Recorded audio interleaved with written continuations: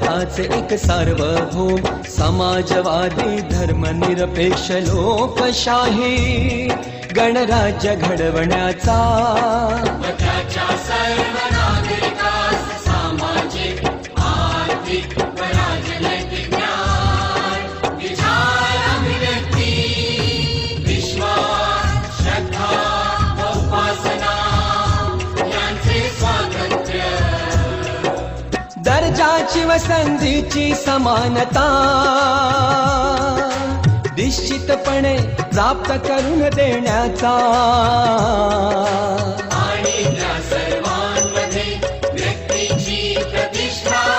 व राष्ट्राची एकता आणि एकात्मता यांचे आश्वासन देणारी बंधुता प्रवर्धित करण्याचा संकल्पपूर्वक निर्धार करून